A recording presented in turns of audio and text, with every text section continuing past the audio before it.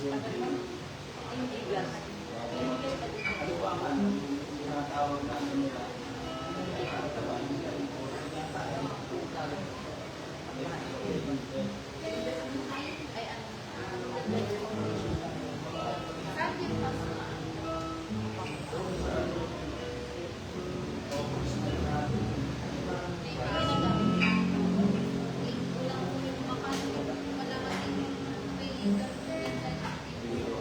Pag nag-aano lang po, 50, dalawang beses lang sa isang Thursday pala.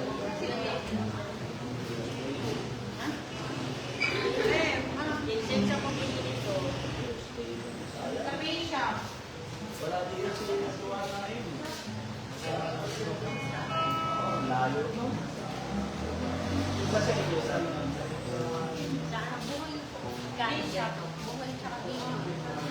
Sino ang bimol? Ay, si Iwan.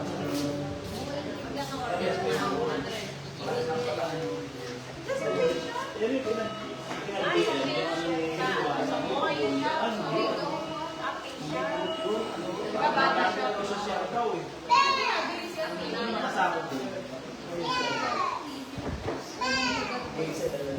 Gaysa lang yung Siargao. Anong alam? Bisaya? Pag-work up na yun, alam ko. Galing ba yan? Ano yung Surigao? Yung Surigao. Doon sila eh, Surigao. Nakalayo yun. Yung buon ba isang area sa malapit sa Takbo? Malapit sa Cebu.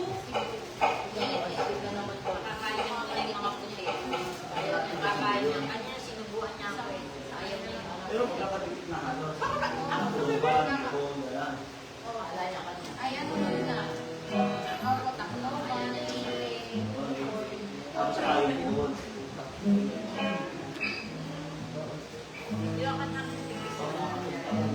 Saan yung ano?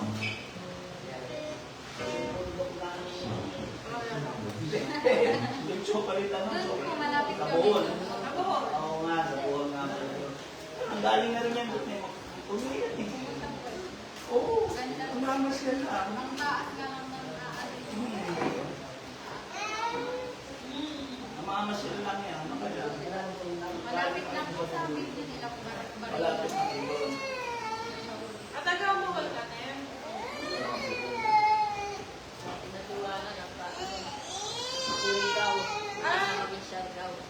Kaya wala na yung mga ano.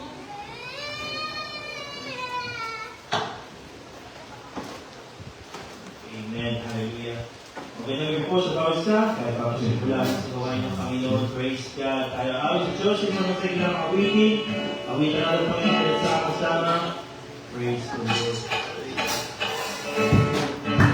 Yes, gusto natin ang pangalan ng Panginoon. Purihin natin ang Diyos. Hallelujah. Glory to God. Glory to Jesus. Praise God. Yung sama-sama tayo ng Panginoon. Praise God. Halina sama-sama, purihin natin siya. Halina sama-sama, awitan natin siya. Ipalapak ang iyong kamay, itaas at ituwa.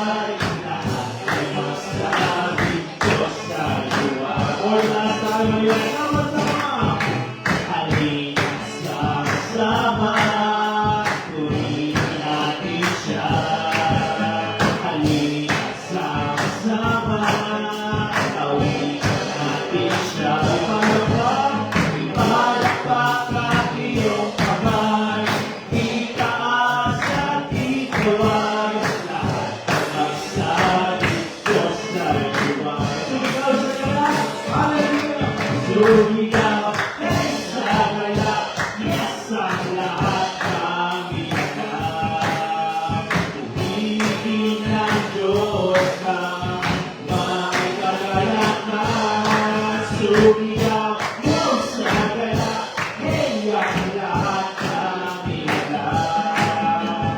Ibigin ng Diyos na may kagalakan. Puri sa kanya ibigay, puri siya, awitan siya, yes! Parating siya, sumigaw sa galak, sumigaw, yes! Sa galak, yes! Ang lahat ng igalak, ibigin ng Diyos na may kagalakan, sumigaw, sagala, yes, ang lahat ng ilalak. Ibigin ng Diyos na may kagalakan. Mga sa papuri, hallelujah! Pagkas na papuri, sa kanya ibigay.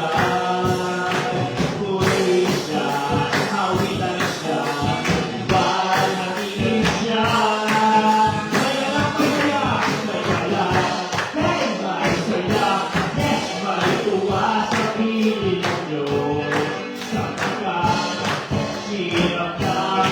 Puso ay naglalabo, may awit, masaya, at papuri para sa Diyos.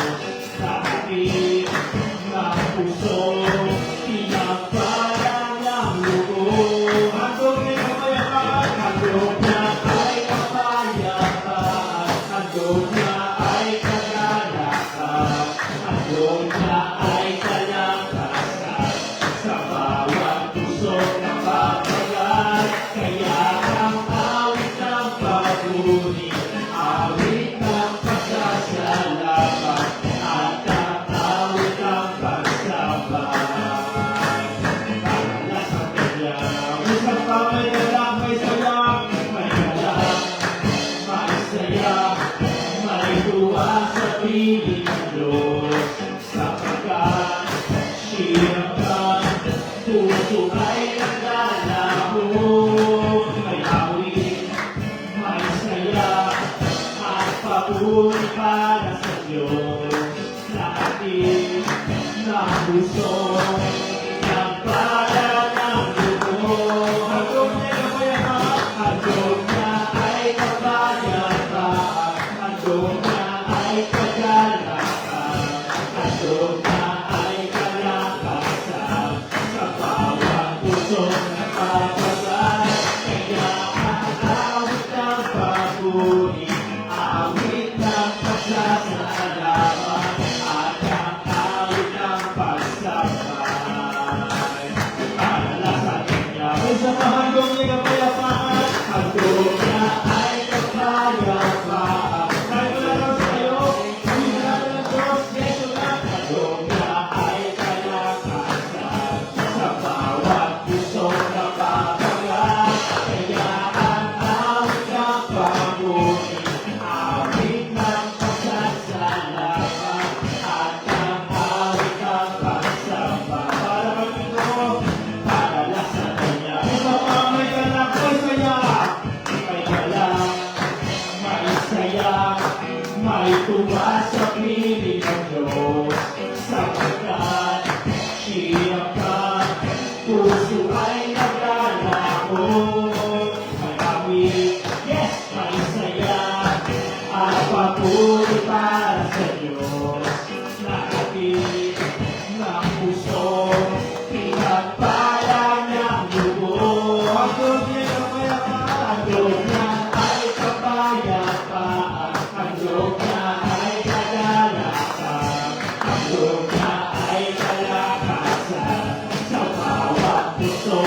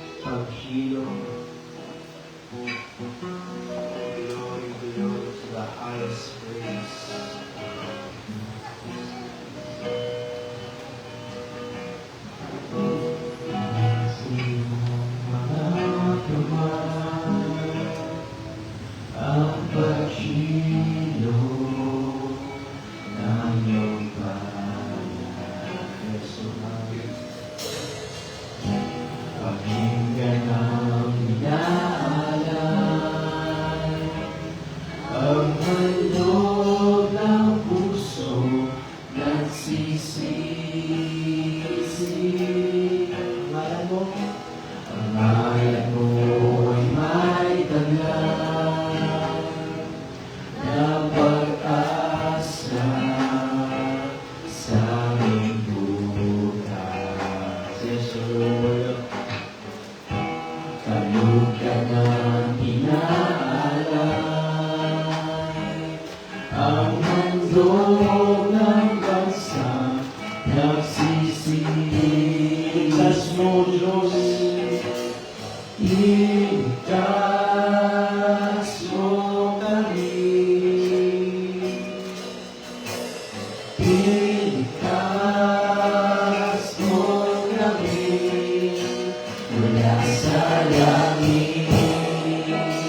Kami ay dinggin, lunasan ng bayan, nag-iinapit sa iyong pag-ibig. Palalayain at patatawarin. Isa pa mula sa iyong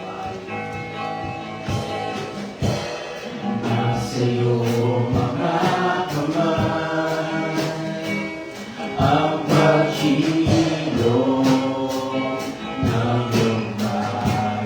Yes, O Lord, pakinggan ang inaalay, ang handog ng puso nagsisiligtas mo, Lord.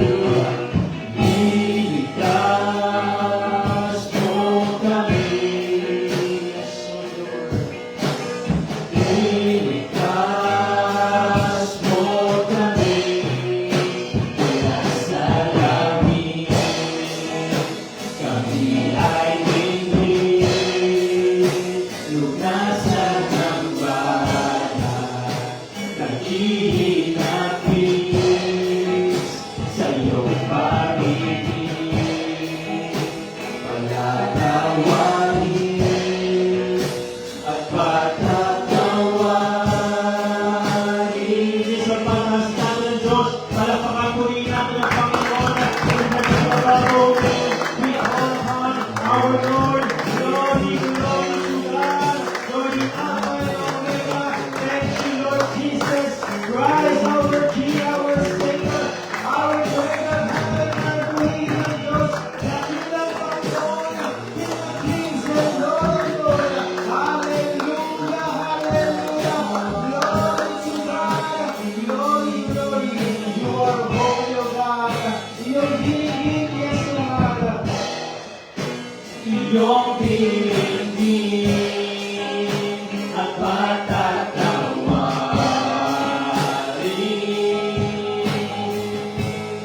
Ang bayan namin, yes, O God.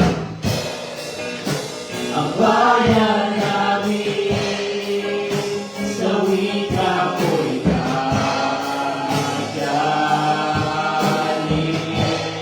One more time, iyong dinigin at patatawarin. Yes, O Lord, ang bayan mo, Diyos. Ang bayan namin sa wika ko'y gagaling.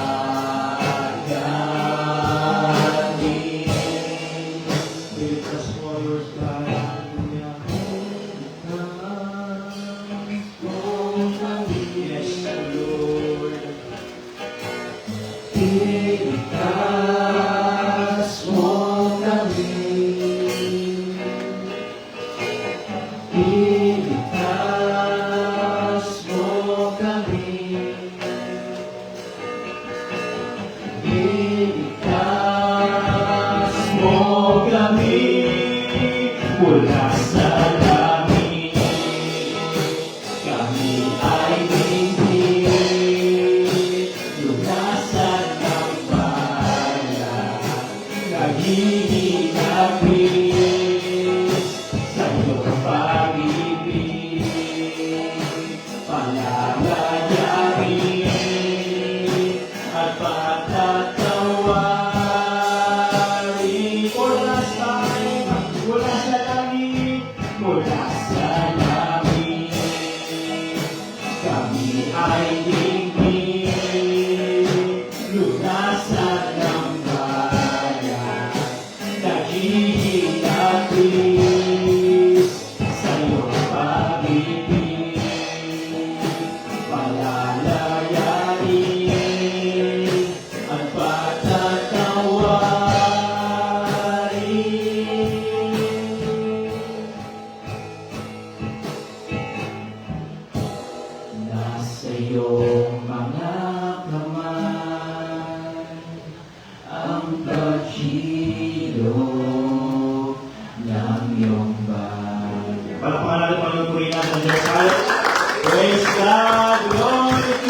Jesus.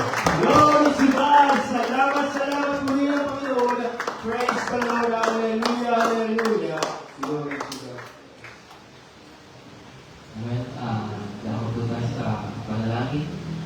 Siyempre, sama natin sa panalangin yung ating tuloy-tuloy pa rin yung ating morning prayer mula 7 a.m. Kung hindi ka makapanalangin ng umaga, bukas po ang church night ko, 7. Kahit alas 3 na madaling araw, hindi kayo mamatok dito. So, sama rin natin, meron tayong 9 a.m. Na Sunday school. Kung meron ka mga tanungan, pwede kang umaten para magtanong. Para naman sa ating worship service sa umaga ng Sunday, ito po yung alas 10 ng umaga, 10:30. At para naman po sa ating gawain sa panggabi, 6:30 p.m. po. O kung hindi ka makadalo ng Sunday, meron po tayong Wednesday midweek service. Ito po yung alas 6 din ng gabi, 6:30 p.m. At syempre, isama rin natin sa panalangin ang bansang Pilipinas, unang-una sa panguna ng ating Presidente, Ferdinand Bongbong Marcos, maging ako ng ibang government officials, na patuloy ang Panginoon ay makialam sa ating bansa, at patuloy na ang pagkatakot, banal na pagkatakot ay ilagay ng Panginoon sa kanilang mga puso. At syempre, isama natin sa panalangin ang ating leaders, ang church leadership sa ating sa international, sa Brescia, Arizona, sa panguna ng Pastor Greg Michelle, at sa Guam, sa panguna ng Pastor Jessica, and Sister Angel, sama natin sa Chandler, USA, si Pastor Joe Randall, maging sila Pastor Tompe, Pastor Richard Ruby, Pastor Kakeraj, sama natin sila sa panalangin, maging ang national leader sa ating bansa, sa panguna ni Pastor Gwen Giselita sa Mandaluyong, at ang ating mother church, ang ating regional leader, sama natin sa panalangin, Pastor Frank Bonaventura, si Pastor Nalo Lutay ng Tacloban, Pastor Ernie Rente ng Lucena, Pastor Charlie Carlos ng Cebu, and Pastor Yeli Silveri ng Iloilo. And then, sama rin natin sa panalangin ang ating mother church, Baclaran, sa panguna naman ni Pastor Rico Herrera and Sister Chona Herrera, maging ang kanilang sambahayan, isama natin sa panalangin, maging ang mga fellow Baclaran donor churches,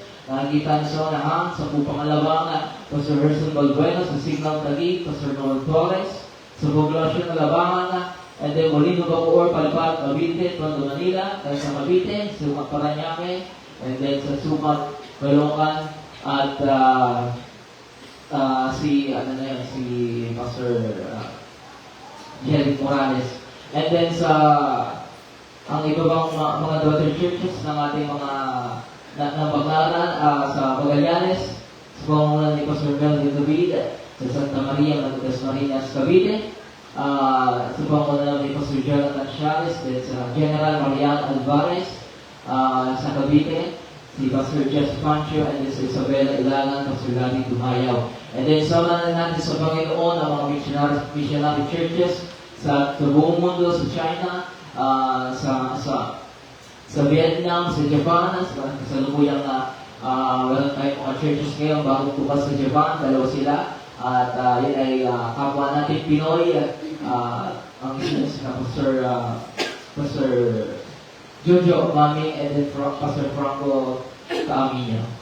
And then sama natin siyempre sa panalangin ng Antipolo City, ang bayan ng Antipolo makasalanan sa kasalanan, mabuksan ang kanilang mga isipan, sama natin ang leadership ng ating pastor, Pastor Robin Salesena, patuloy siyang i-guide ng Panginoon, patuloy siyang basbasan ng banal na Espiritu ng Panginoon, sila nananalangin sa ating mga pastor.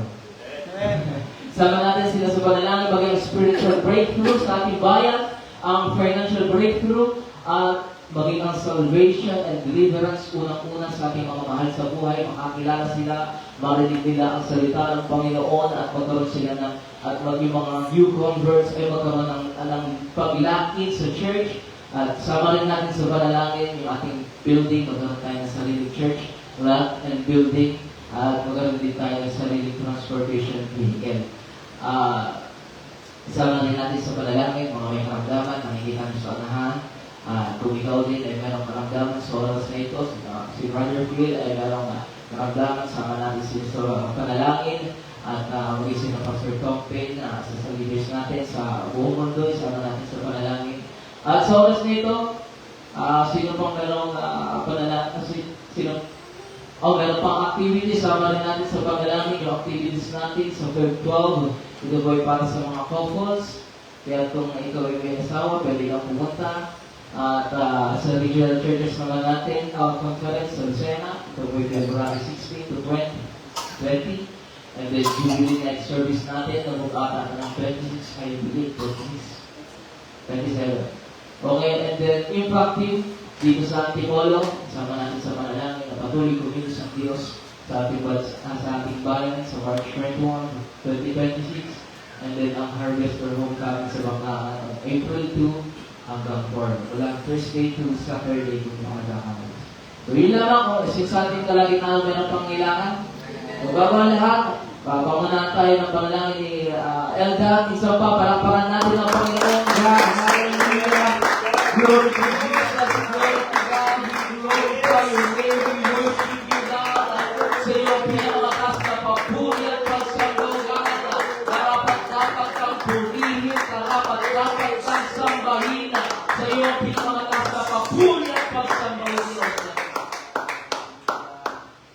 Banal ng pakilang Diyos ang makapangyarihan sa lahat, Lord, kami Panginoon God, lumalapit sa iyong banal na trono, nagpapakubap ang puso, Panginoon, nilalapit, Panginoon, at God, ang aking may mga karamdaman na nabanggit sa harapan, Panginoon, ipuin mo po, Panginoon, ang kanilang mga karamdaman, Panginoon, pang sila, Panginoon God, ay magsigaling, Panginoon, sa kanilang mga karamdaman, nakilang Diyos, Lord, nilalapit din po namin, Panginoon God, ang aming bansa, Panginoon, kumilos ka, Panginoon, mangusap ka, Panginoon, sa aming bansa, Panginoon, mangipasok ka, Panginoon, God, sa government, Panginoon, Diyos, sa nangyayari, Panginoon, sa government, Panginoon, magbigay ka ng kapayapaan, pagliligtas, Panginoon, magkaroon ng takot sa iyo, dakilang Diyos, God, nilalapit din po namin, Panginoon, God, ang aming mga national leader, international leader, Panginoon, pagpalain mo po sila, Panginoon, yung banal Espiritu, Panginoon, pagpalain mo ang kanilang mga gawa, dakilang Diyos, ingatan mo ang kanilang kalusugan, Panginoon, Lord, nilalapit din po namin, Panginoon, ang aming Mother Church, Panginoon, Pastor Rico Herrera, kasama ang kanyang sambay, kabilang Diyos, yung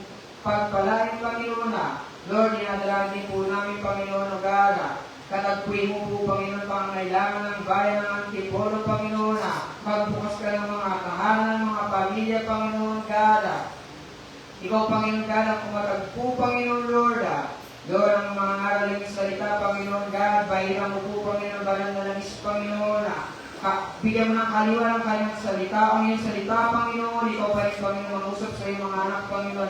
Magbukas ka ng mga puso, Panginoon. Lalabas kami sa tahanang ito na may dala ng pagpapala, pagpukaw, Panginoon, God.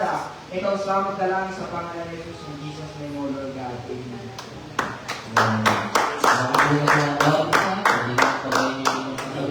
Hindi kayo mag-hi. Ako'y naniniwala, hindi kayo nagkamali ang inyong pinuntahan. Thank you rin sa aking tiyutriya. Napadadala sila actually. Siyempre, ito, yung ating activities pa rin. Meron tayong activities pa rin sa yung ating couples night. Yun yung mga may asawa. Kung meron kang asawa, pwede kang pumunta sa Baclaran. Pwede ka na dito sa Baclaran. Kung meron kang asawa, gusto mong mas lumalim pa yung inyong pag-aasawahan. Kasi actually walang school para sa mag-asawa. Diba? Wala namang major pagdating sa pag-asawa. Pero doon, tinatalakay yung buhay ng mag-asawa. Pwede kayo magtanong doon.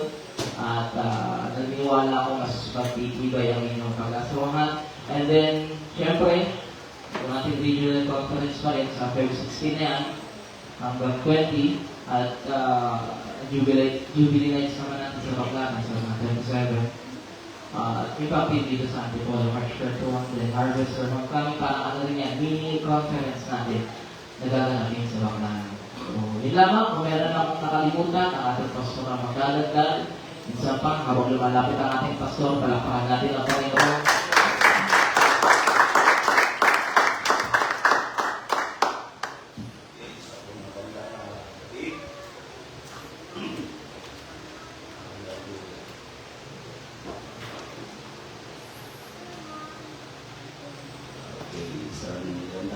Sa bawat isa sa inyo, tulad na sinabi, we are, hindi tayo kamali, ng ating lugar na pinalapyan.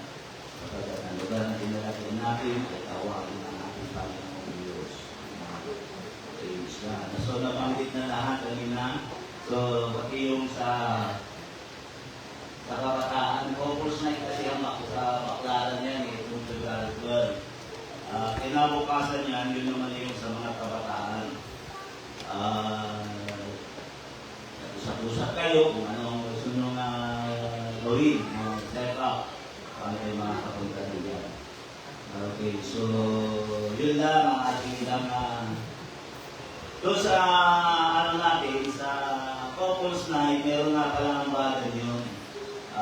500 lang daw. 500 lang. Hindi kami yung 500. Kami nga ni Mama, pagka nag-order nga si Mama ng pagkain. Nakakain lang, kami lang dalawa eh.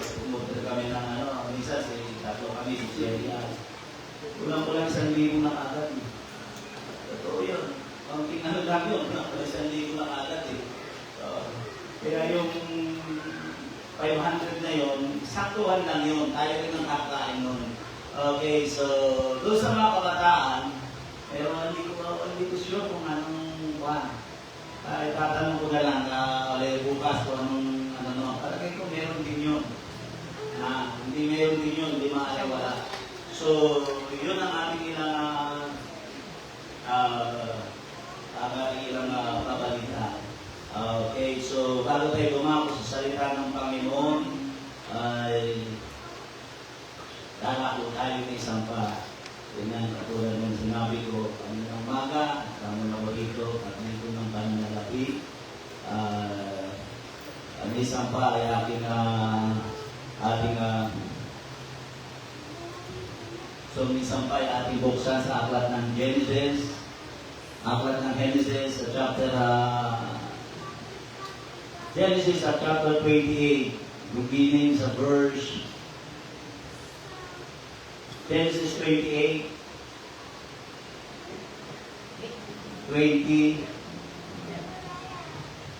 Para maunawaan natin, lalo na yung mga hindi naman masyado hindi palabasa ng Bible.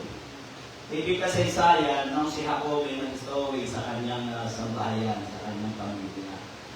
Dahil tinayangan niya ang kanyang kapatid na si Esau. Dahil kinuha niya yung basbas para kay Esau.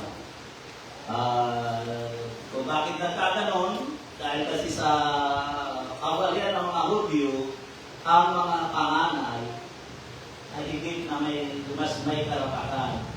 Kung pagdating sa mga pamana, yung mga panganay, doble yun. Ang ginagawa ng kawalian, kultura ng Israel, sa kultura nila, pag magpapamana, hahatiin yung mamanahin at yung kalahati ng mamanahin ay ako ibibigay doon sa panganay. At yung matira ng kalahati, doon maghahati-hati yung katumpa. So nakita nyo kung ano yung procedure. So si Esau ay panganay at si Jacob ay bunso. Pero alam natin, ang lahi ng Panginoon, ang pangako ng Diyos, ang bansang Israel, ang kredito niyan ay nasa kay Jacob. Ang pinagpala ng Diyos ay si Jacob. Yun nga, dinaya na ni Jacob. Nag-aisa silang mag-ina na si Rebecca, yung basbas. At dahil doon, pinagtangkaan ni Esau o ni Iso ang kanyang kapatid na patayin. Dahil pinuha na sa kanya yung katapanganay. Alam nyo yun, nung nagutom na umuwi si Esau, ay umuwi, nagutom na gutom, si Jacob ay nagluluto ng masarap na pagkain. Pumili siya, ang sabi niya ni Jacob, ipagbili mo muna sa akin ang pagkapanganay. Dali na nga, binigyan mo na kayo ng outing view. Yun ang kultura nila eh. Ang ganda ng rights mo pag ikaw ay firstborn sa family nyo. Kaya yun ang sabi ko, pinagbili ni Esau dahil na sa gutom na gutom. Ipinagbili niya yung pagkapanganay niya. Ipinagbili niya. At ngayon, sa pangalawang pagkakataon, kaisahan na naman siya ni Jacob. Nakuha yung basbas para sa kanya. At dahil doon, namalaman ni Rebecca na tinatangka ni Esau na patayin ang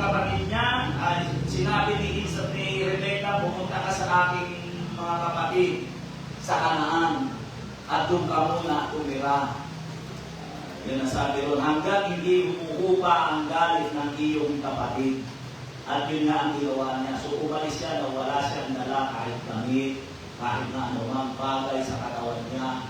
At marahil siya nagugutom na dahil ang paglalakbay mo, hindi katulad din ngayon, nasakay ka ng aeroplano, di ba? Mayroon kang gamit na buwan doon, ay pamilyo lang ang gamit at dadahan ka ng disyerto, baka ka makaglalakbay. Ubus na yung pagkain niya, ubus na yung tubig niya.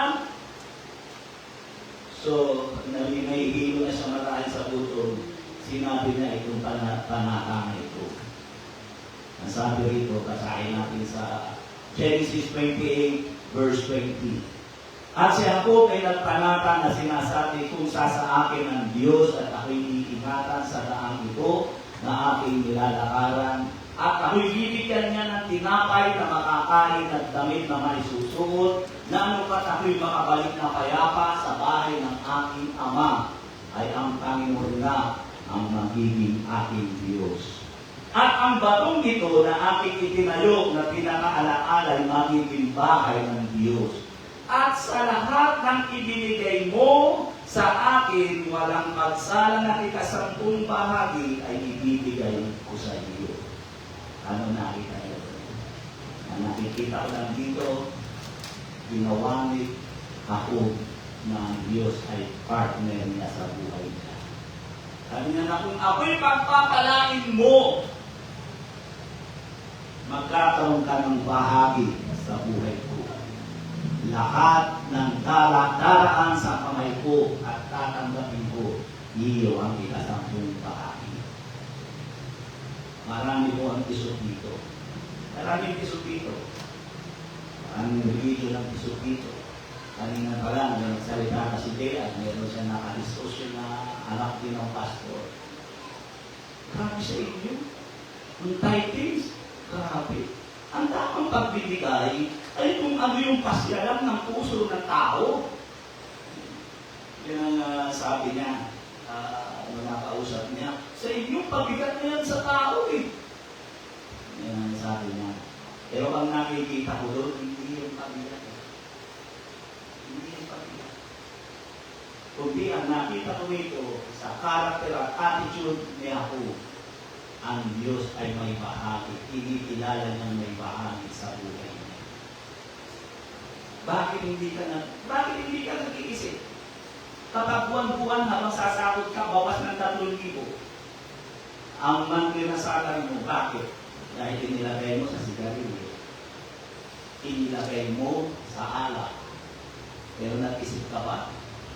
Binuikot mo ba ang company ng Marlboro? Ito yung pagpapatunay na tinatanggap mo, ina-accept mo sa buhay mo na may bahagi ang kumpanya ng mga sigarilyo sa bawat sakot mo. Ang kumpanya ng La Rondenia o ano ba yung San Miguel Corporation ay may bahagi sa buhay mo. Ang nakikita ko hindi yung hindi yung sasabihin mabigat na pasal eh. Ang nakikita ko doon, ayaw lang nila na ang Diyos ay may bahagi sa bawat aspeto ng buhay nila. Yun ang totoo nun. Amen po ba? Yun ang isang malaking katotohanan.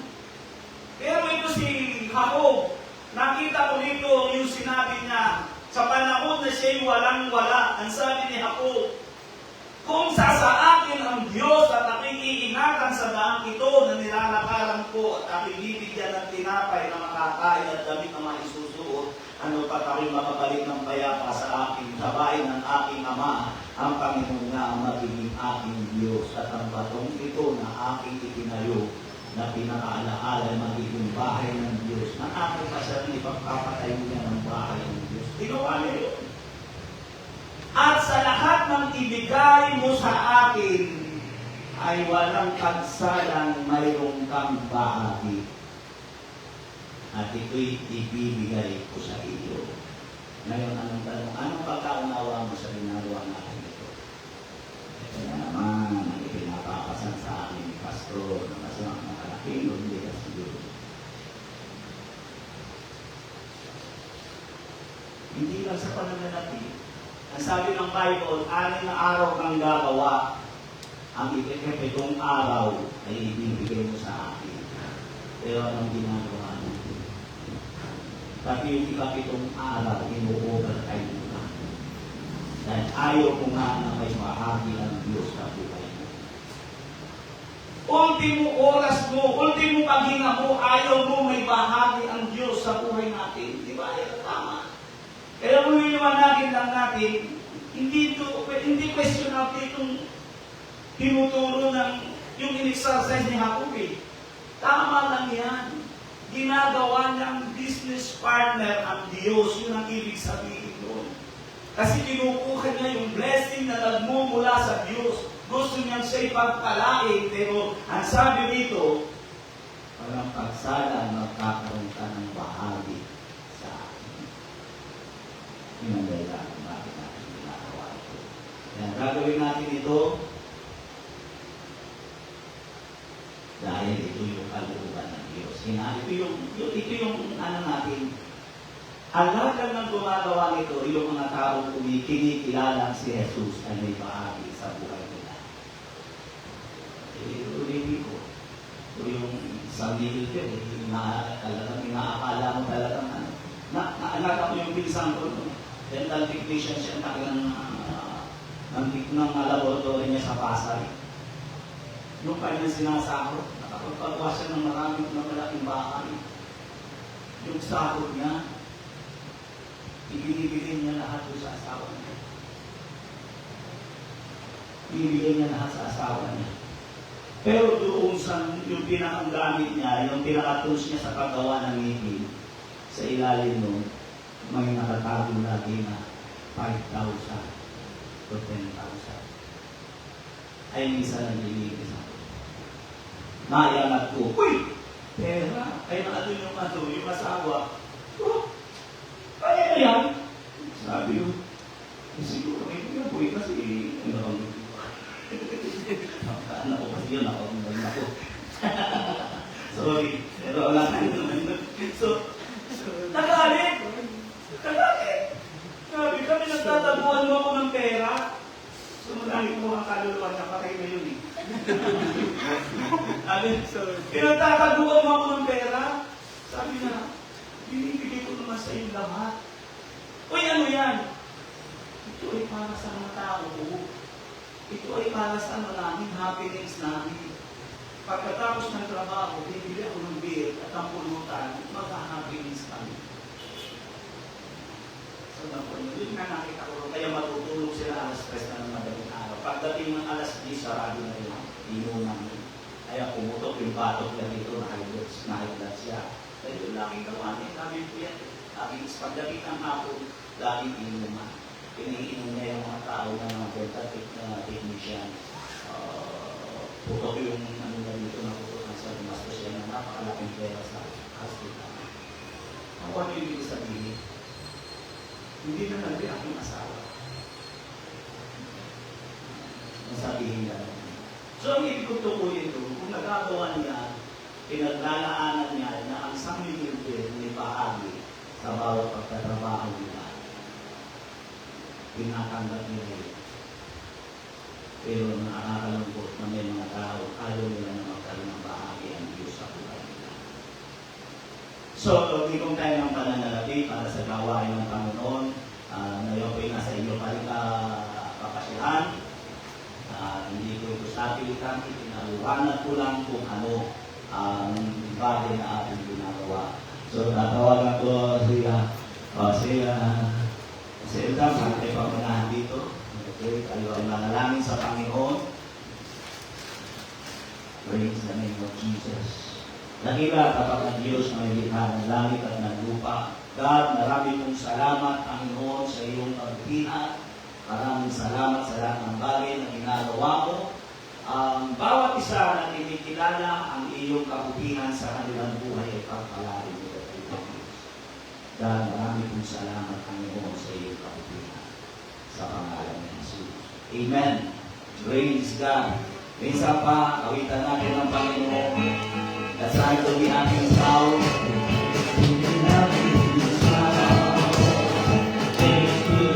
happy is you. And the way to be happy is to take time and something to have a look at happy. The time to be happy is now. The place to be happy is here. And the way to be happy is to take time and something to have a look at happy.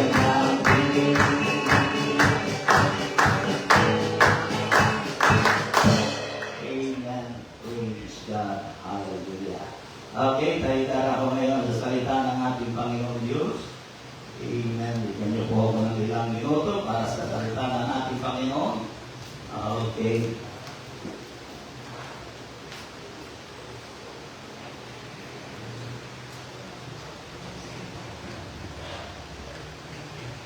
Ako po'y naniniwala. Kaya nabanggit ko na lang. Kanina pa lang nabanggit ko na. Okay. Thank you, thank you.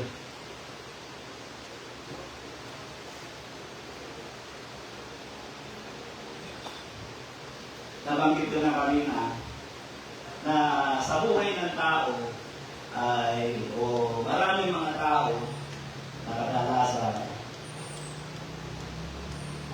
ay mayroong mga bagay na iniligid sa kanilang buhay. Kaya nga sabi ng isang quotation, ang quotation nito ay galing sa isang trying hard na tao na mayroong initial na RBS. Sabi nga dito, the hardest things to bring out is the real you. Ang pinaka daw mahirap ilabas ay ang tunay na ikaw. Ito ang pinaka mahirap na ilabas. Sabi pa, little secret grow out to be big lies. Tama ba yun? Sabi pa nito, ang trying hard ng tao na ito, RBS ang kanyang initial, a secret cannot be kept without lying. Sino po naniniwala ito? Ang isa daw lihim ay hindi mo po pwedeng maalagaan kung maingatan ng walang pagsisinungaling. Totoo naman yun. Katulad yung sinabi ko, yung isa ko, meron pala siyang lihim na hindi niya natin inibigay dahil may nakakalaga sa kanya binibigyan mo. Tinuturi na ng bahagi na ng buhay niya yun. Kaya totoo naman yun, dahil ang tao sa kanya hindi umalis. Totoo yun, ang nakita ko. Sa kanya na namamatay yung mga tao na naglilingkod sa kanya na yung dental technician. Sa kanya nagtrabaho, yung iba sa kanya na natuto, hanggang sa mamatay, siya na rin na nagpapalibig, pinipili ng kabaho. Ang tapat sa kanya yung naging ano sa kanya. Pero hindi lang usapin eh. Ang usapin nga dito, ang isang sekreto hindi mo kayang ibigin, alagaan ng walang pagsisinungaling. Yun po ang isang ano. Kaya kung ayaw mo na isang araw ay maging sinungaling ka, huwag kang makinig. Yun ang totoo mo. Okay, makibukas kayo sa akin. 2 Kings chapter 5 verse 20. Sabi na yung kalawang hari, chapter 5, verse 20. Ngunit si Giisi, na lingkod ni Eliseo, na lalaki ng Diyos, ay nagsabi, narito, pinalampas ng aking Panginoon ang naamang ito na taga Syria sa di pagtanggap ng kanyang mga kamay, ng kanyang dala. Buhay ang Panginoon, tatakbuhin ko siya at kukuha ako ng anuman sa kanya. Sa gayon sinundan ni Giisi sina Aman at nang makita ni Naaman na ang isa'y humahapol sa kanya, siya bumaba sa karo na sinalubong niya. At sinabi, lahat ba ay mabuti? At kanya sinabi, lahat ay mabuti. Sinuko ako ng aking Panginoon na sinabi, narito tumating sa akin ngayon mula sa lupain Mohrol ng Ephraim ang dalawang binata sa mga anak ng mga propeta. Isinasamo ko sa iyo na nabigyan mo sila ng isang kalektong pila at dalawang pampalit na bihisan. At sinabi ni Naaman, matuwa ka, kunin mo ang 2 talento, at ipinilit niya sa kanya at dinalot ang 2 talentong pilak sa 2 supo. 10 ng 2 pinampalit na bihisan at ang mga ipinasan sa 2 sa kanyang mga bataan at dinala nila sa unahan niya. At nang siya dumating sa burol, kinuha niya sa kanilang kamay at itinago niya sa bahay at pinayao niya ang mga lalaki at sila nagsiyaon. Ngunit siya ay pumasok at tumayo sa harap ng kanyang Panginoon. At sinabi ni Eliseo sa kanya, saan ka nang galing, iisip? At kanya sinabi, ang ibig ko ay walang pinaroon. At kanya sinabi, hindi pa sumasa iyo ang aking puso ng lalaki bumalik mula sa kanyang karo na sinalubong ka, panahon ba ng pagkatanggap ng salapi at pagtanggap ng tihisan at ng mga uliguan at ng mga ubas-ubasan at ng mga tupa at ng mga baka at ng mga aliping lalaki at babae. Ang ketong na ni Naaman ay kakapit sa iyo at sa iyong bibig magpakailanman. At siya'y umalis sa kanyang harapan na may keto na kasing puti ng niyebe. Okay, tayo ay manalangin, dakila, tapat na Diyos. Dakilang Diyos, marami pong salamat sa iyong kabutihan. Ang dalangin ko po, Panginoon, pagpalain mo ang iyong mga anak. God, tulungan mo kami maabot namin ang mga bagay sa iyong ikaluluwa natin. Marami pong salamat sa iyong kabutihan sa pangalan ni Jesus. Amen. Ang para maunawaan nyo ng lubusan, ang kasaysayan ay nagmula sa Kapitan Naaman. Isang taga-Syria na may sakit siyang keto. In-encourage siya na isang dalagita na sinabi, mananawa ang aming Panginoon ay pumunta sa Diyos ng Israel at nang sa ganun siya'y magkaroon at siya'y kumaling. Nahamon si Kapitan Naaman at pumunta na siya doon. Arapaisiin lang yung istorya. Ang sabi sa kanya ni Eliseo, lumubog ka sa ilog ng Jordan ng mga 7 beses at ang kalat mo ay kagaling.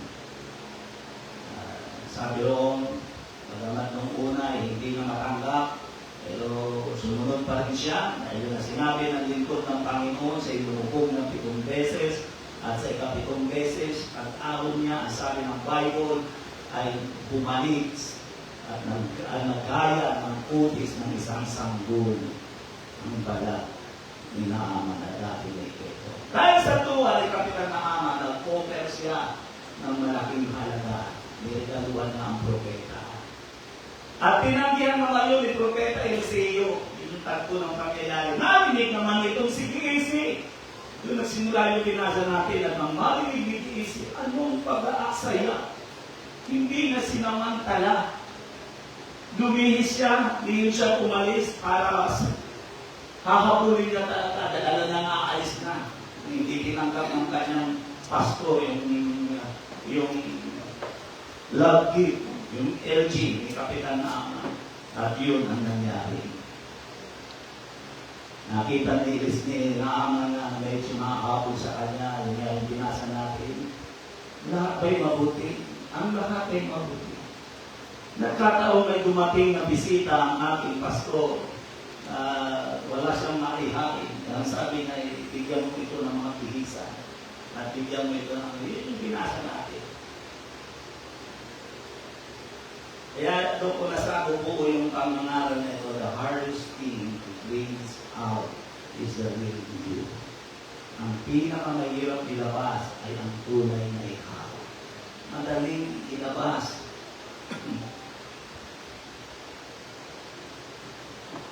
Kung sino yung kaibigan mo, pero mahirap ilabas kung sino ang tunay na ikaw. Yun ang totoo nun. Kaya as kumamumamag sa kapaksan, what are you hiding from?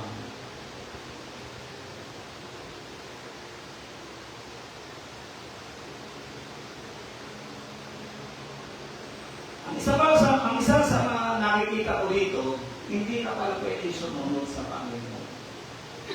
nang mayroon kang iniibig. Hindi pwede. Yun ang dapat natin maunawa. Kung bakit ko nasabi yun, bakit tinanong ni Eliseo si Giesi? Si Giesi ay successor niya.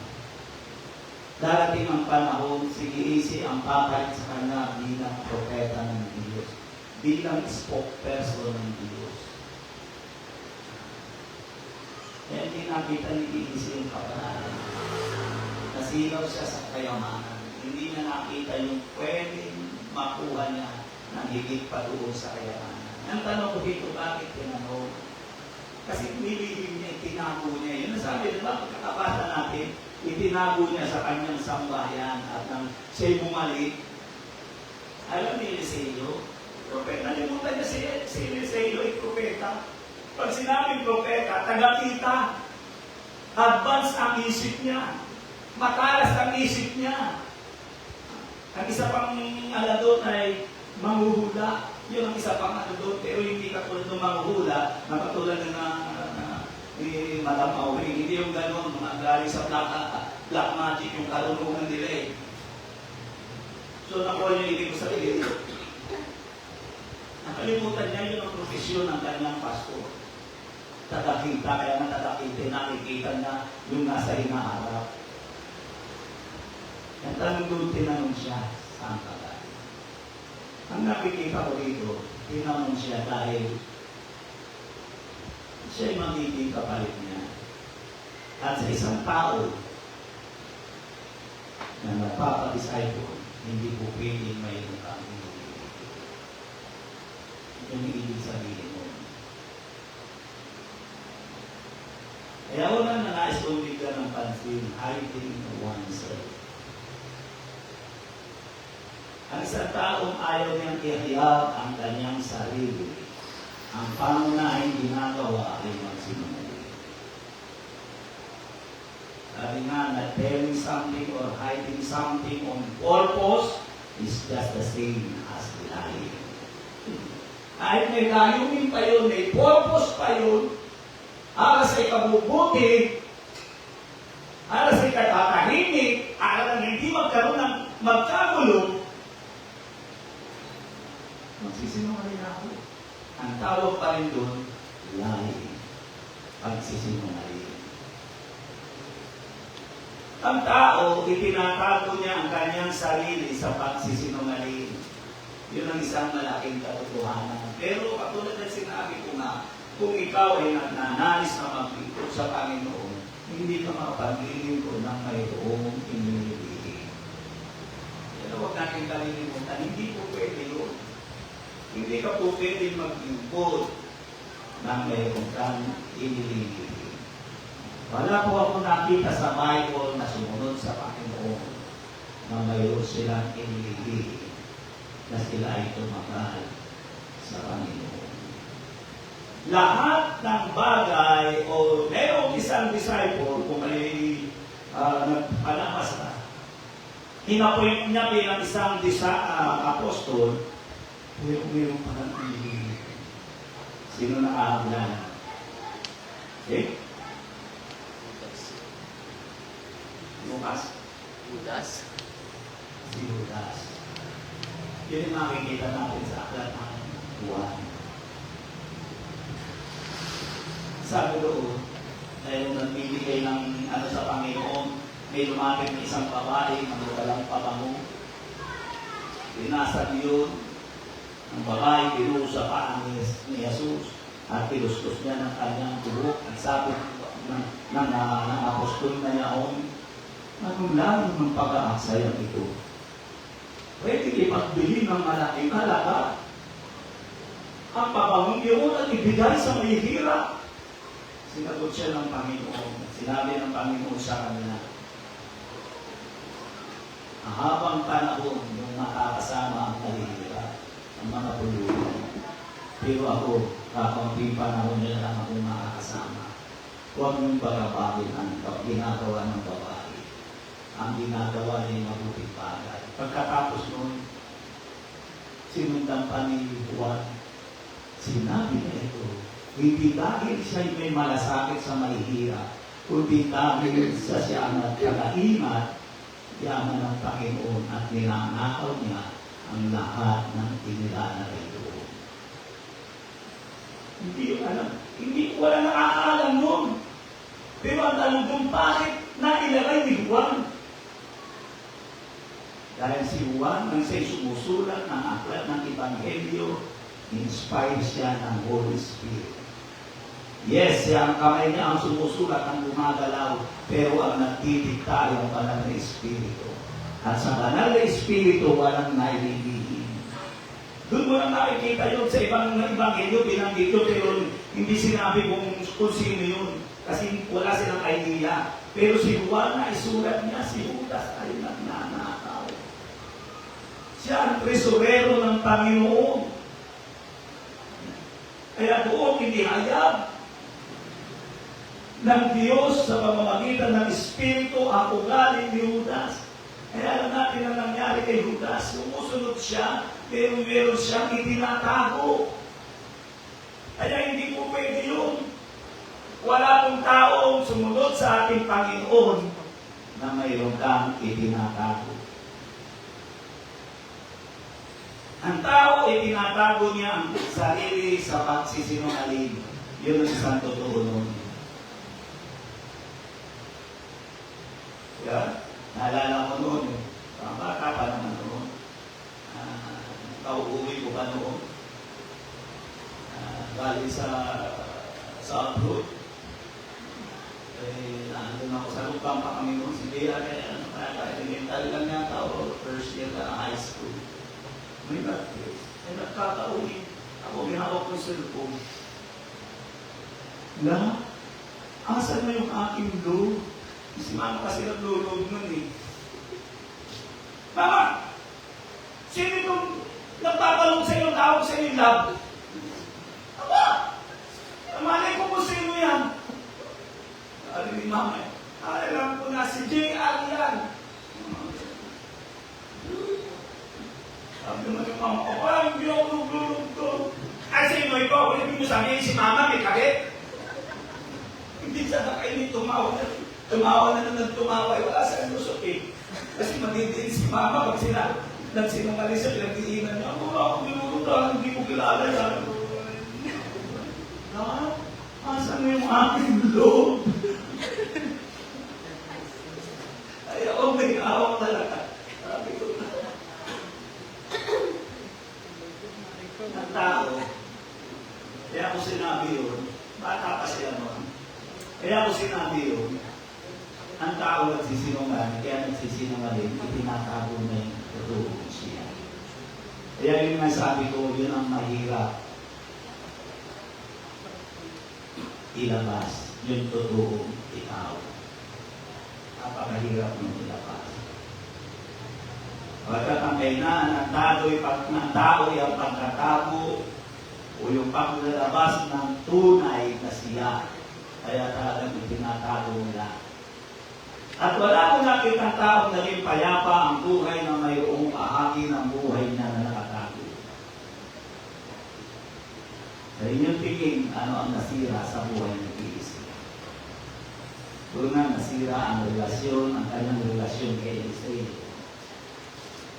Inakala ni Eliseo na makapagpapatuloy siya sa paglilingkod na mayroon siyang ipinatago kung siya nagkamali. Alam natin na wala ang kapalaran kay Eliseo dahil sa kanyang gumawa. Anong masama pa nun? Nadamay ang dahil. Sinumpa ang dahil. Kaya ikaw din iwasan natin. Kaya dito sa atin, ay, yun ang kanuan ng Kristiyano ka talaga eh. Kaya nga kasabihan nga, madaling maging Kristiyano, mahirap magpaka-Kristiyano. Kasi mga kay Mama, hindi talaga ako makapagsinungaling. Ay, hindi. Papa, bawas ng 200 itong pera. Gumawa ka ba? Ay, hindi ah. Layas ko. Ano? Kahit si Cherry, ginagawa niya sa akin. Ano pa, kasi nungkit mo yung aking aking alkansiya, Pati yung nakatilingan, napatawan ako, yun na. Kaya sabi ko sabihin, madaling bulihin ang tunay na Kristiyan. Hindi ako makapagsinungaling kasi paano magsisinungaling? Sumisigaw yung bulihin ko yung konsensya ko. Oo, na magsisinungaling. Kristiyano ka, pastor ka pa naman.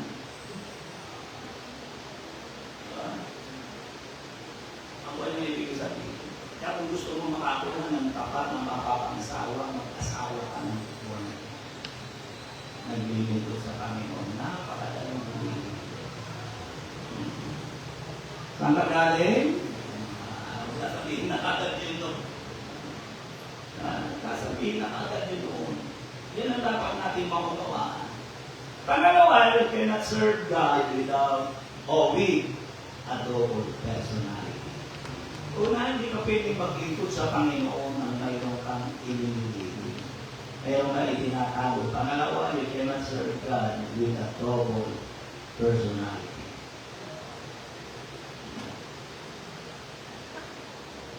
Yun ang isang malaking katotohanan. Hindi po pwede yung double personality. Dito sa atin, inuulit ko, kayagan tayo dito, kilala. Yun ang kaibahan natin. Kilala natin. Fellowship tayo dito. Sa iba fellowship, sabi ko sa inyo, hindi nyo kilala. Yung tumatayo sa pulpito. Bago mo makausap yun, nabanggit na ni J.R. Camille, bago mo makausap yun, kailangan meron kang appointment. Dahil yung pastor, pagkatapos tumayo sa unahan, diretso pa office niya na naka-aircon. Bago mo makausap yun, may appointment na naman. Pero dito, kilala. Kay mama ano yung nasalita. Yung sabi nga kay mama, yung ko sa pastora, kami sa isang pala. Hindi mo pala yan. Ang hila mo rin pala yan. Nalimutan ko yung sinabi ni mama. Napapas pa rin pala din pag-isang-isa ang dila mo. Ang dila mo pala, pastor minsan ay pasmato rin. Yun ang sabi na kasi sila, mag-uusap yung makinayatan mag-uusap. Kaya kilala. Yung nakaibahan natin dito sa Father's House. Yan.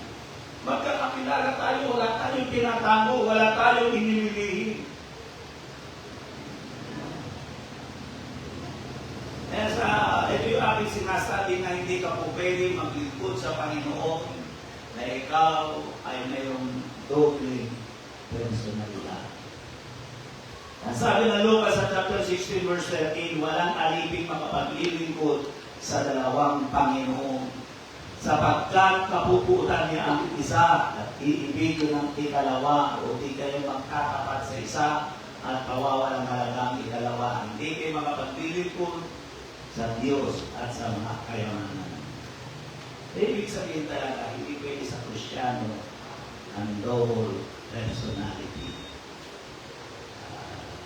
Diba ang personalidad mo kapag ikaw ay nasa church, iba rin ang personalidad mo pag nasa bahay ka. Pag nasa bahay ka. Pag nasa church ka. Diba? Tinong-tino. Ako ano ibig ko sabihin? You cannot serve God with a double personality.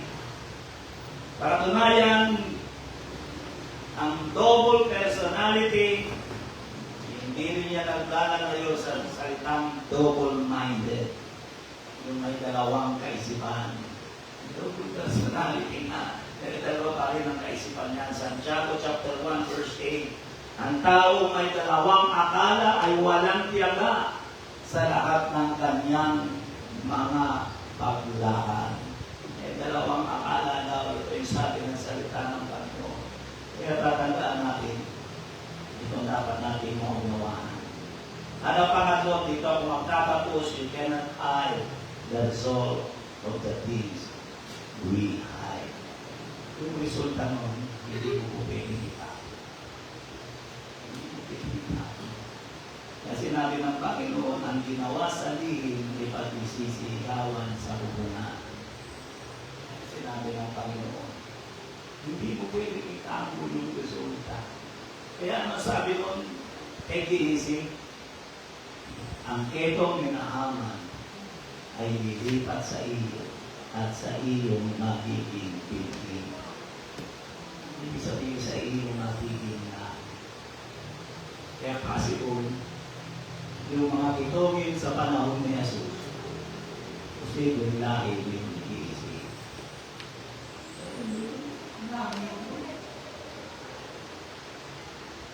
Yun ang kaibahan ng yun ang kagandahan na ikaw ay totoo kung ano yung ginagawa mo sa Panginoon ay dapat ganun ka talaga. Kasi yung resulta mo hindi maaaring maitago. Hindi mo maitatago ang resulta ng mga bagay na itinatago natin. At hindi mo po pwedeng hawakan ang mga bagay sa sanlibutan na hindi ka mahahawan. Yun ang isang malaking katotohanan. Na? Praise God. Kaya sa aklat ng Lucas, ganito pagkakasabi, Lucas sa chapter 12, verse 2, dadapat walang bagay na natatakpan na hindi maahayag at natatago na hindi malalaman.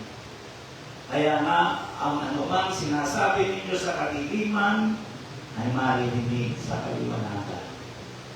At ang sinasalita ninyo sa bulong sa mga silid ay ipagsisigawan sa mga bubungan. Ito yung sinasabi. Bakit pinangungusap ito ng Panginoon? Ibig sabihin nga, hindi ka po pwedeng sumunod sa Panginoon. Na mayroon kang inaalagaan na dihil o itinatago na dihil. Ay uruitin ko, hindi mo maitatago ang isang bagay na hindi ka magsisinungaling. Ang isang dihil, hindi mo maitatago na hindi ka magsisinungaling. Kaya malimit ko nga sinasabi, malimit ko ini-encourage dahil lahat tayo ay darating sa pagpasok sa tahimik na buhay. Pag-aasawa, ibig sabihin. Dati ko sinasabi, humanap kayo ng mapapangasawa ay sa loob ng church. Dahil ang tao'y makikilala mo ay sa loob ng church. Totoo yan. No. Kaya yan ang tinuturo sa atin. Kung wala man dito, sa ibang pelos, sa bakla. Kaya kami jubilee tayo. Baka wala dito nawawala mong tatla. Baka naroon. Diba? Baka nasa Paranaque. Baka nasa Tabi. Baka naroon sa Las Piñas. Lokal pa yun. Eh kung gusto mo international, kumain ka ng international conference. Baka nasa Vietnam. Baka nasa China. Nasa Japan. Kasi may mga church tayo dyan eh. Dumadalo yan sa aking international conference. Sabi ni Pastor Buyit yun. Yun ang purpose ng conference. Para magkita-kita. Yan isang malaking katotohanan at ang pagpapala nun. Kaya nga sabi ko sa nabanggit din na rin ni kanina, magtanong sa pastor. Dahil ang pastor ang unang nakakakilala ng bawat isa. At yun naman ay nakikilala, hindi naman kami nakakita, hindi kami manguhula, nakikita namin yun sa attitude ng isang isa ito sa loob ng church. Kung paano na tinatrato ang church, hindi na maintindihin ganun siya. Kung madali siyang magsawa sa church, madali din niyang magsawa sa ilas. Ay, hindi magkakaiba yan, hindi nasasamlay. Yun ang totoo nun. Kung ano ang karakter niya sa loob ng church, kaya nga ang pastor ang nagsasabi, ayun ba nga yun?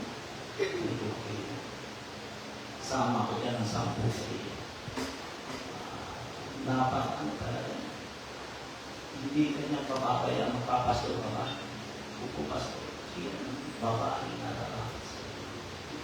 Kilala niya. Rain or shine, nasa gawain ng Diyos. At totoo, hindi sasabihin. Kasi ang taong nakamaskara, hindi mananatili ang nakamaskara. Maiirita yung balat niya. Mamamawis yung kakatiin niya, kaya tatanggalin niya yung maskara niya. Ilalabas niya ang tunay na siya. Sino naniniwala doon? Ang dating ng panahon. Pero nga ako dito, sabi ko, praise God. Bago pa lamang, nagpapatuto na.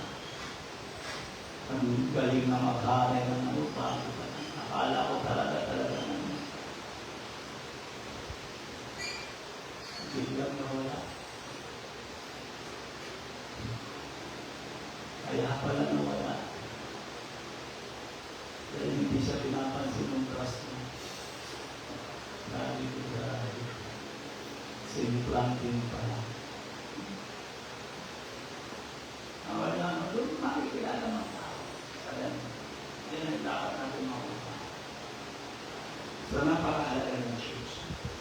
Napakahalaga ng Diyos.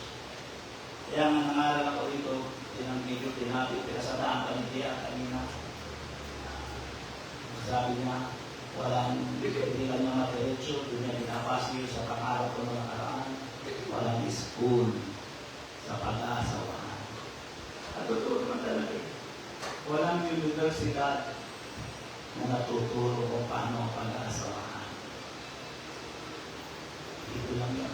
Kasagawa natin sa focus na. Yun ang totoo. Kung ano yung ibig sabihin. Yan napakahalaga ng Diyos. Napakahalaga ng Diyos. Dito na iahayag kung sino talaga ng tao. At dito, ihahayag ng tao kung sino siya dahil sa kanyang pananampalataya. At ang tao ay nanampalataya, nang nakita ko dito kay natapos hindi siya nagsisi. Hanggang sa inyo ba yun? Tahimik, hindi siya nagsisi. Nakita mo ba si Grace? Hindi nagsisi. Wala sinabi ko nagsisi. Wala siya. Umalis siya sa harapan ni Eliseo. Pero wala akong nakita na nagsisi siya. Kaya, ang tao pala, pwede sumunod. Pwede talagang mag-choose. Pwede sumamba sa Panginoon.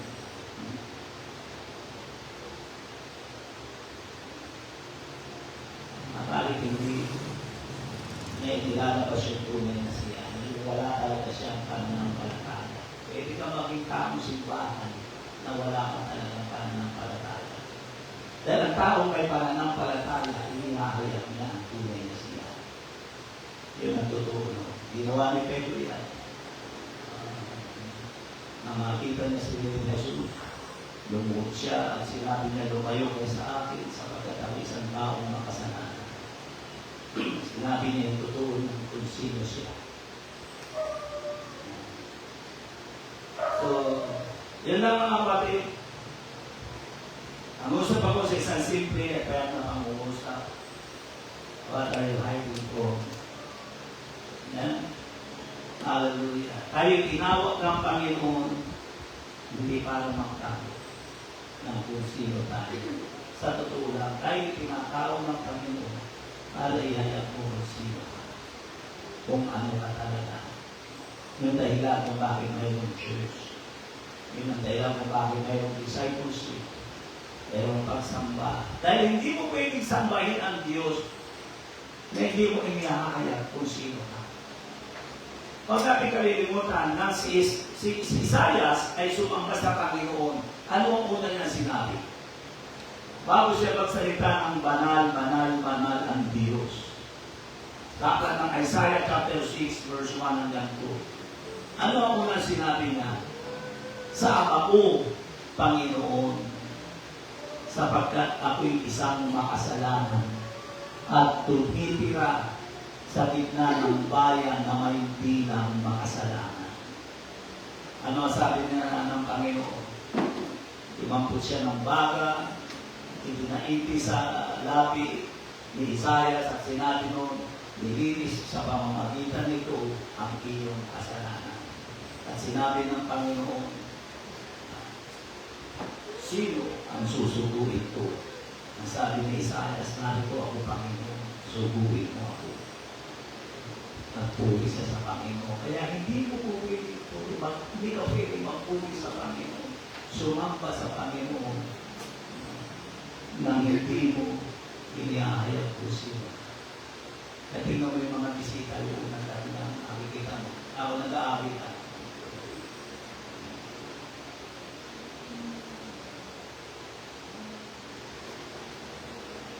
Ganun-ganun lang sila, nakaganon lang yung kamay nila. Kasi ayaw pa nilang ihayag kung sino siya. Hindi mo magagawa yan hanggat hindi masasamba ang Panginoon, hanggat hindi natin inihayag kung sino tayo. Amen.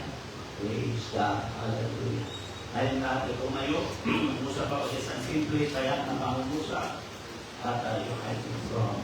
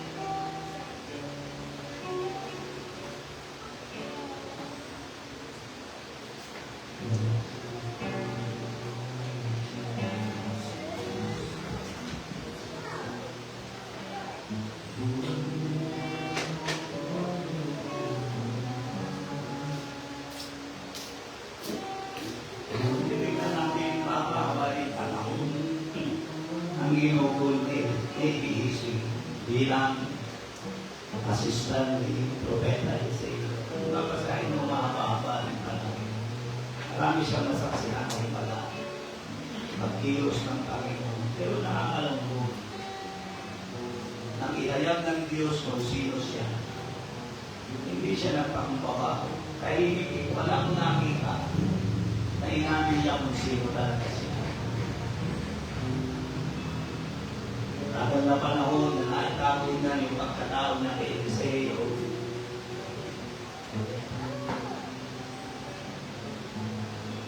Pero ang isang bagay na hindi niya nakikuha, ang aminin niya, ipahayag niya ang kanya talagang kahinaan. At yung mga bagay na hindi niya ginawa, yun ang dapat natin gawin. No one is perfect. Walang taong hindi natutokso. Si Easy ay natokso dahil sa laki ng regalo ng isang kapitan na pinagaling ng Panginoon. Natokso siya.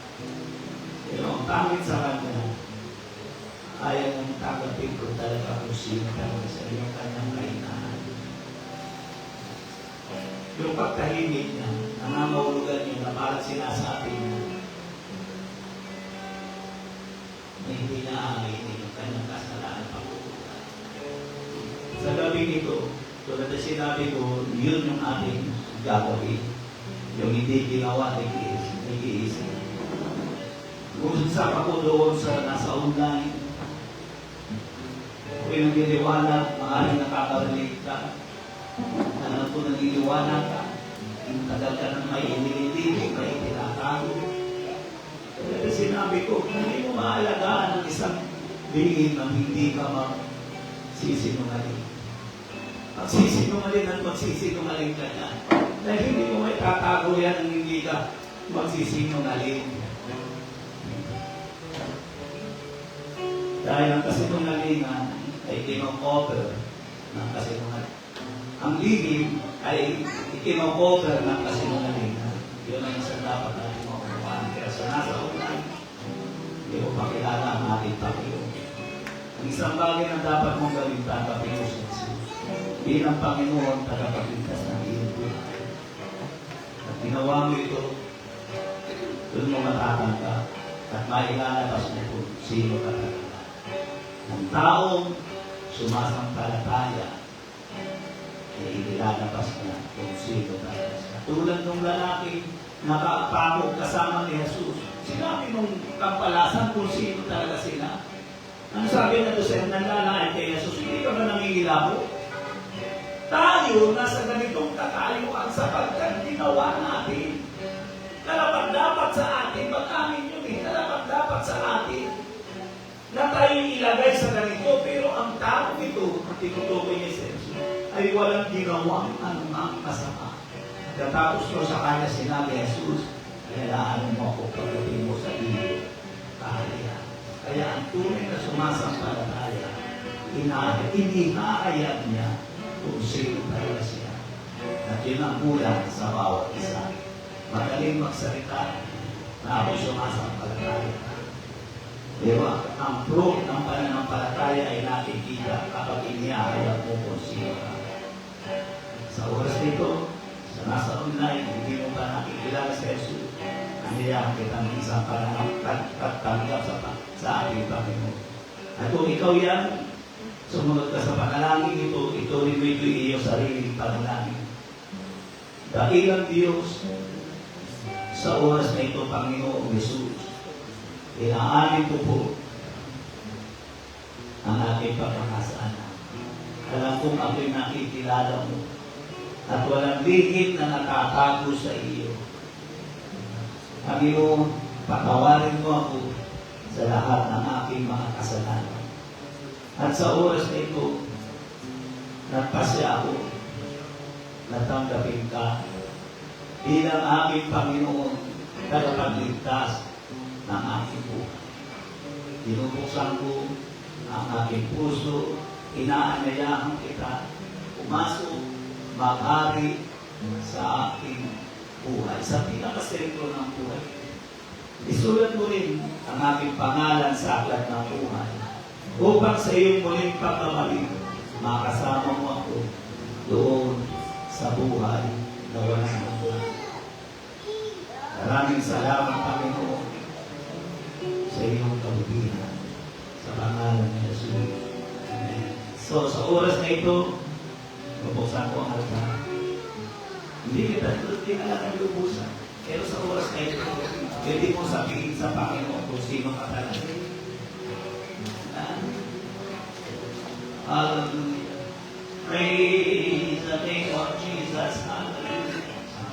God, salamat po, Panginoon, sa iyong kabutihan, O God. Salamat po, Panginoon, sa iyong biyaya at dakilang Diyos. God, mga bagay, na hindi mo kayang ipag-usap dakilang Diyos. Ikaw ang mag-usap sa iyong mga anak. God, maraming salamat dakilang Diyos. Lord, O God, hallelujah. Salamat po kami po sa iyo, Panginoon. Tinusin mo po kami, nagpakahayag ka sa buhay ng iyong mga anak. O, tinusin mo po sila, O God, tulungan mo po kami. Nawala ni isa man sa amin, O God, na manatilig sa maligid na itinatago namin sa iyo. Tulungan mo kami maglahagan ng isang bukas na aklat sa iyong harapan. Wala na namang bagay na naninihip ka bilang Diyos. Maraming salamat sa iyong kabutihan at dakilang Diyos. Lord of God in Jesus' name. Hallelujah. Ayun natin tumayo. Alitan natin ang Panginoon.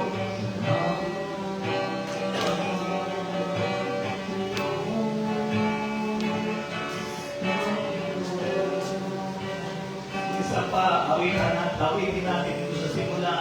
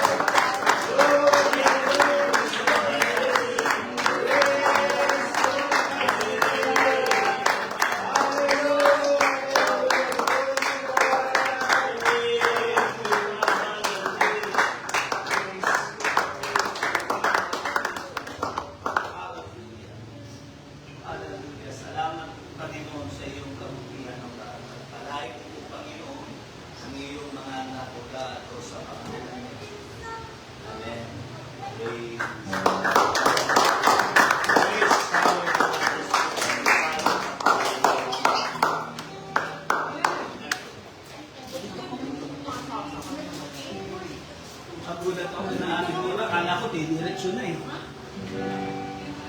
Akala ko didiretso na. Hindi yan ang pangangaraw ko sa totoo lang eh. Ang pangangaraw